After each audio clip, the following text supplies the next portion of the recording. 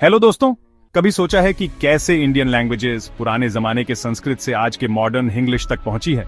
चलो बैठ जाओ और इंडिया की लैंग्वेज हिस्ट्री के एक मजेदार सफर पर चलते हैं।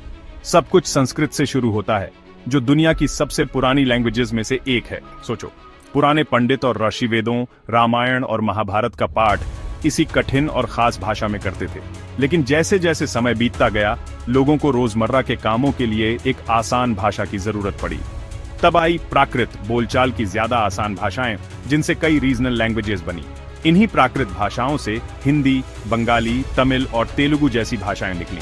हर भाषा ने इंडिया के अलग अलग कल्चर को दिखाया, लेकिन कहानी यहीं खत्म नहीं होती। खासकर नॉर्थ इंडिया में हमलों और कल्चरल एक्सचेंजेस के साथ भाषाओं ने फारसी, अरबी और तुर्की भाषाओं के शब्दों को अपनाना शुरू कर दिया। इन सब के मिक्सचर से हिंदुस्तानी पैदा हुई, एक ऐसी भाषा जिसके बाद में दो अलग भाषाएं बनी, हिंदी और उर्दू। फिर आए अंग्रेज। इंग्लिश हर जगह छा गई, एडमिनिस्ट्रेशन, एजुकेशन और कम्युनिकेशन के लिए जरूरी बन गई। इंडियंस ने इंग्लिश को अपनी रीजनल लैंग्वेजेस के साथ मिलाना शुरू कर दिया, जिससे एक नया मिक्सचर बना, हिंग्लिश। हिंदी और इंग्लिश का ये मिक्सचर अब सिर्फ शहरों तक ही सीमित नहीं है, ये मीडिया और टेक्नोलॉजी के जरिए फैल रहा है, यहां तक कि गांवों तक भी पहुंच रहा है। तो ये रहा सफर संस्कृत की पुरानी जड़ों से लेकर मॉडर्न इंग्लिश तक।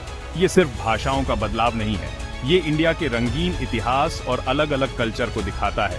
अगर आपको ये सफर उतना ही पसंद आया जितना मुझे, तो इंडियन लैंग्वेजेस के बारे में और जानें।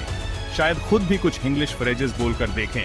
देखने के लिए धन्यवाद, और लाइक बटन दबाना और सब्सक्राइब करना न भूलें ऐसी और भी दिलचस्प कहानियों के लिए।